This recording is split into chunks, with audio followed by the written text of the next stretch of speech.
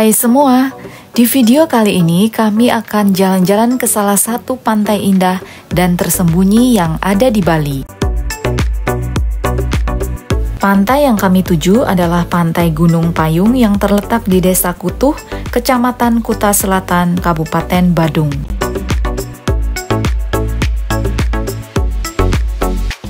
Untuk mempersingkat waktu, kami melewati jalan tol Bali Mandara.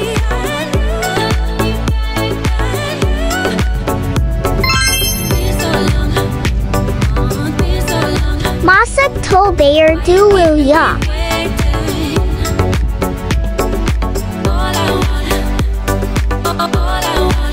Suasana jalan tol di jam 6 pagi ini masih terlihat sepi.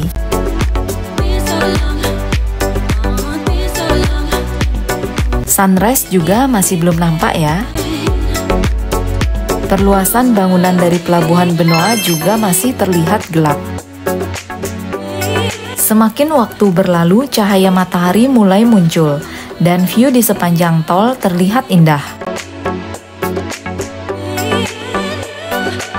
View Gunung Agung juga bisa kita lihat dari jalan ini.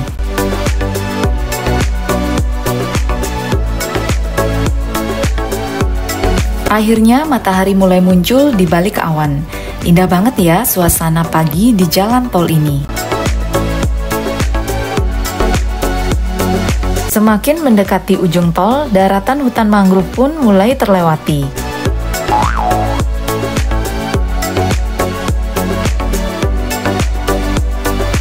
Setelah melewati tol Bali Mandara, kami sampai di kawasan Nusa Dua.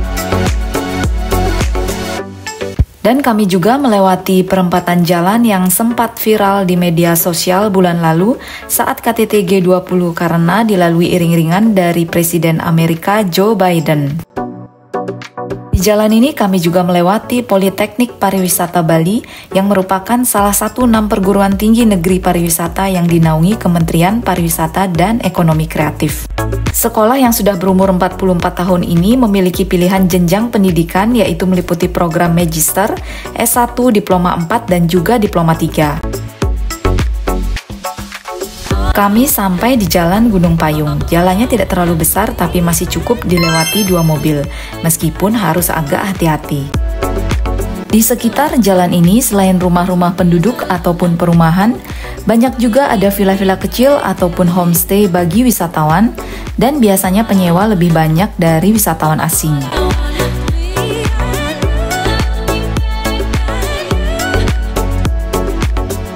Setelah kawasan rumah-rumah, kami juga melewati jalanan yang masih banyak lahan kosong. Bagi teman-teman yang suka menonton perjalanan kami, tolong dibantu ya.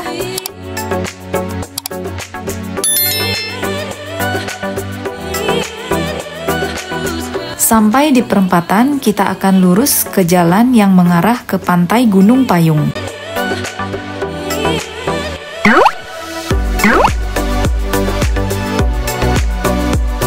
Jalan yang mengarah mendekati Pantai Gunung Payung ini lumayan cukup sepi ya. Pantai ini memang letaknya cukup tersembunyi dan tidak terlalu familiar seperti pantai-pantai yang berada di dekatnya.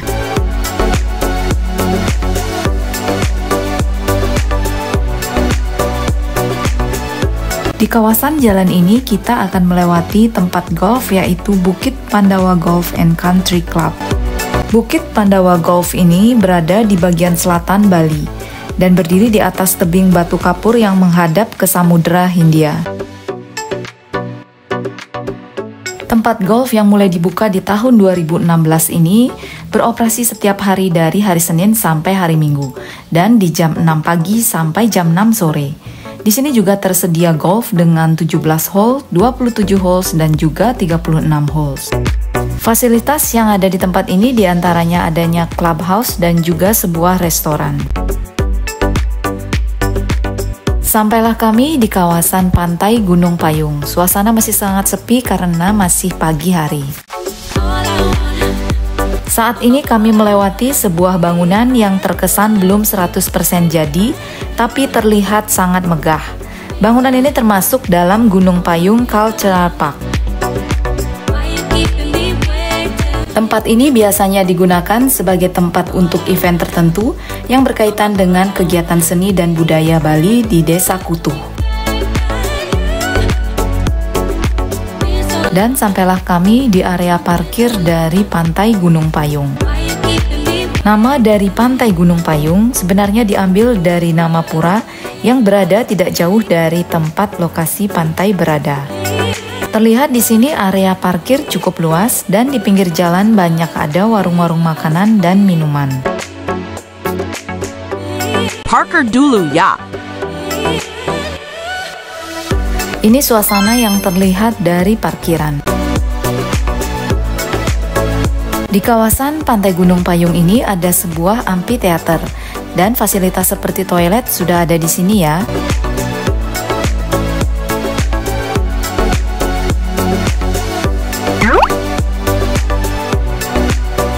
Inilah Pura Dangkayangan Gunung Payung.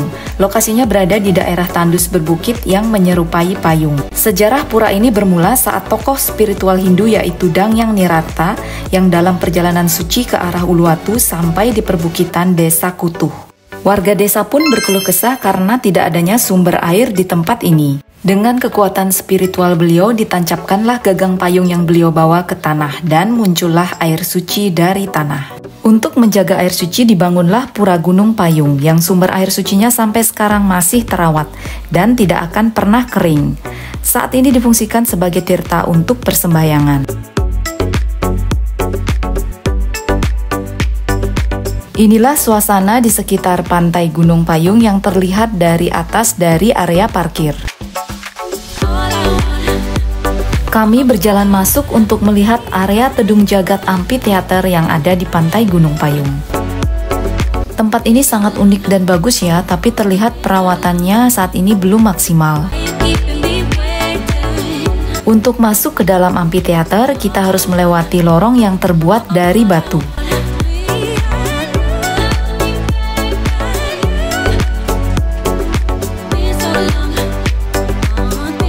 Dan ini adalah area depan dari amphitheater yang biasanya digunakan untuk menyambut tamu.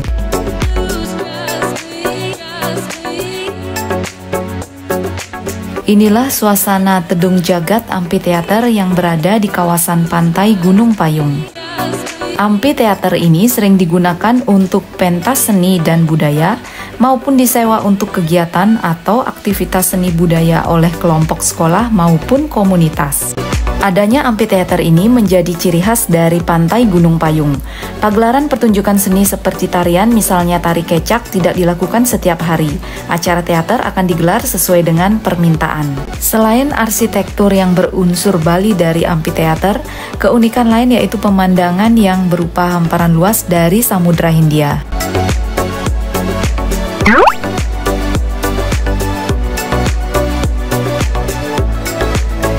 Ciri khas alam yang ada di tempat ini adanya tebing-tebing yang tinggi yang membuat Pantai Gunung Payung letaknya tersembunyi.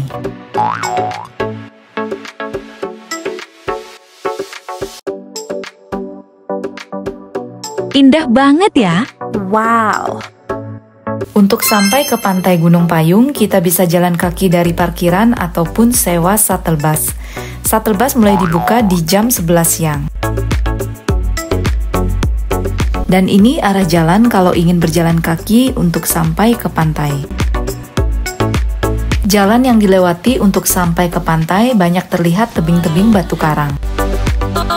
Selain jalan setapak, kita juga harus menuruni sekitar 300 anak tangga. Kalau berjalan kaki, kira-kira sekitar 20 menit kita akan sampai di pantai. Karena pantainya yang tersembunyi dan lokasinya ada di bawah, kita harus punya tenaga ekstra ya untuk mencapai Pantai Gunung Payung. Saat ini kebetulan masih musim penghujan. Pepohonan di sepanjang jalan saat menuruni tangga cukup subur dan hijau. Sangat berbeda di musim panas yang terlihat cukup gersang.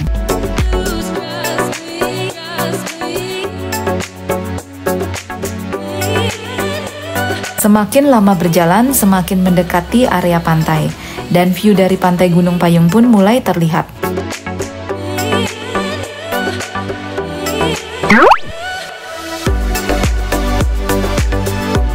Pantai ini juga dikenal sebagai surga bagi para peselancar karena ombak yang ada di tengah laut cukup besar.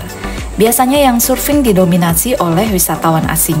Di pinggir pantai ini juga ada kafe-kafe yang menawarkan view ke arah lautan. Inilah suasana pantai Gunung Payung di pagi hari ini. Ombaknya terlihat agak besar tapi masih bisa untuk berenang.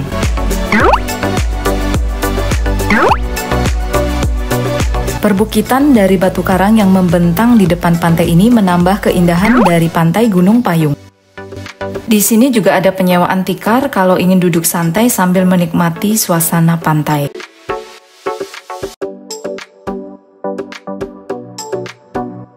Yang mau bermain kano di pantai, di sini juga ada tempat untuk menyewa ya.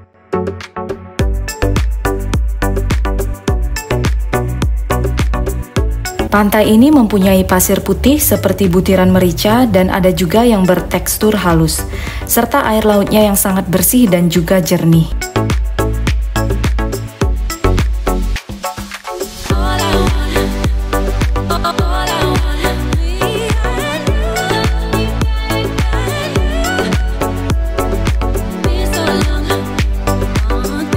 Di pinggir pantai ini juga banyak berserakan batu-batu karang dengan berbagai bentuk dan ukuran.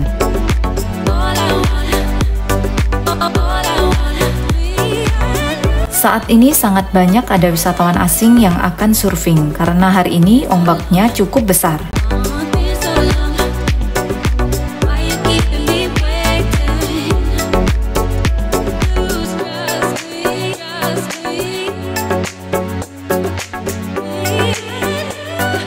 Di pasir pantai banyak juga kita temukan binatang-binatang laut yang bersembunyi di balik timbunan pasir.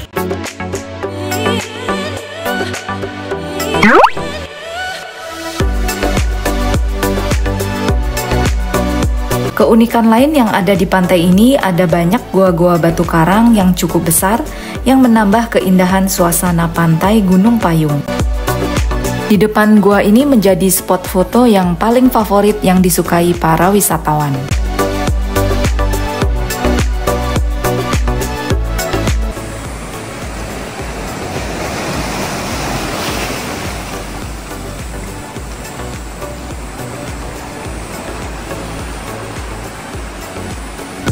Ada juga terlihat nelayan yang mencari ikan di sepanjang pantai. Pantai ini cukup sepi dan sangat cocok untuk tempat untuk menenangkan diri, sambil mendengarkan deburan ombak dan melihat hamparan laut yang indah.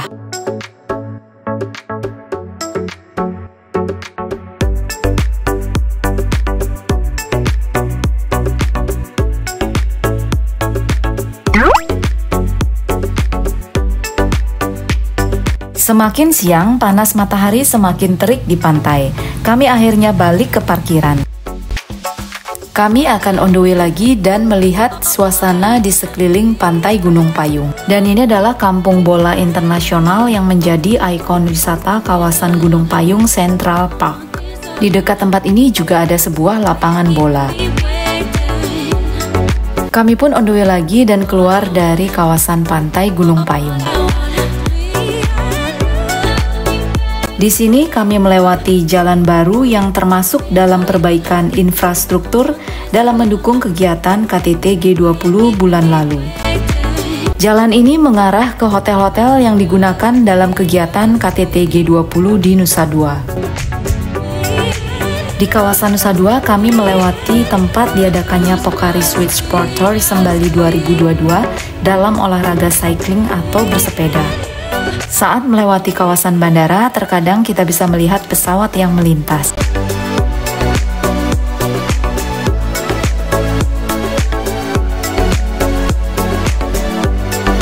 Kami melewati jalan yang mengarah ke bandara dan juga underpass di bundaran Bandara Ngurah Rai. Walaupun sudah sebulan berlalu, suasana KTT G20 masih terasa. Terlihat dari bendera-bendera negara G20 yang masih terpasang. Dari arah Bandara Ngurah Rai menuju Jalan Sunset Road, kami melewati underpass Dewa Ruci. Di dekat underpass ini ada Taman Dewa Ruci yang sudah dipercantik menjelang event G20 dan bisa dijadikan alternatif tempat kalau menghabiskan akhir pekan.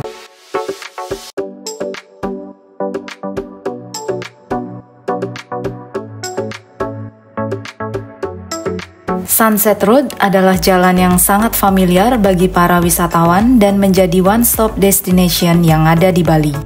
Di jalan ini banyak dijumpai pilihan hotel, pusat kuliner, tempat belanja oleh-oleh, dan akses strategis ke berbagai tempat wisata yang ada di Bali. Dari Sunset Road, kalau kita akan ke arah kota Denpasar akan melewati Jalan Imam Bonjol. Di jalan ini kami melewati tempat rekreasi bagi keluarga yaitu Trans Studio Bali yang dikenal dengan adanya banyak wahana permainan yang pastinya sangat diminati pengunjung. Sampai di kota Denpasar, kami mampir ke supermarket yang sangat legendaris. Umumnya semua warga Denpasar bahkan Bali pasti tahu tempat ini. Supermarket yang sudah sekitar 35 tahun berada di Jalan Maijen Sutoyo harus pindah ke tempat ini. Masyarakat cukup merasa kehilangan karena Tiara Dewata sudah mengakar selama beberapa generasi ada di Jalan Maijen Sutoyo. Tiara Dewata di tempat lama lokasinya sangat strategis dengan fasilitas yang lengkap dan dikunjungi dari berbagai lapisan masyarakat. Dan ini adalah suasana Tiara Dewata di tempat yang baru yang sudah sekitar 5 bulan buka di sini. Pengunjung yang datang ke tempat ini tidak terlalu ramai, padahal ini hari weekend, sangat berbeda di tempat yang dulu. Untuk bahan makanan kebutuhan pokok sudah cukup lengkap, tapi untuk tempatnya tidak terlalu luas, sangat berbeda dengan sebelumnya.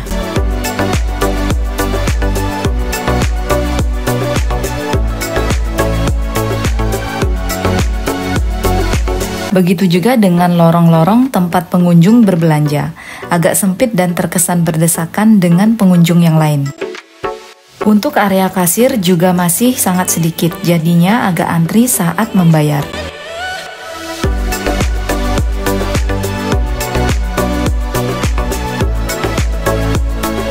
Dan ini adalah pusat hidangan dari Tiara Dewata.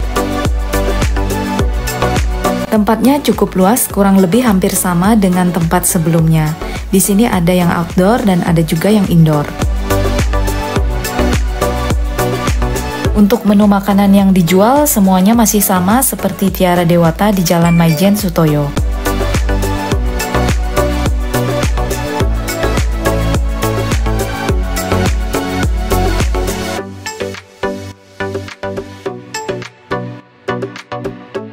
Dan ini tempat makan indoor yang berada di sebuah rumah dengan bentuk rumah lama.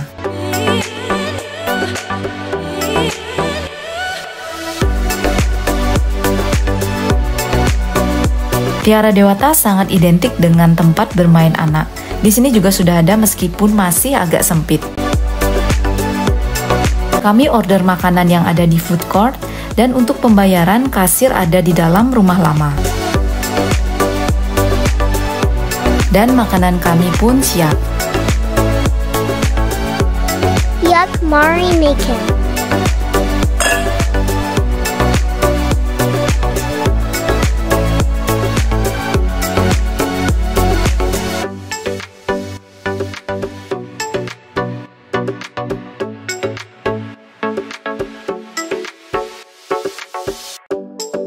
Selesai makan dan belanja di Tiara Dewata, kami pun lanjut on the way lagi.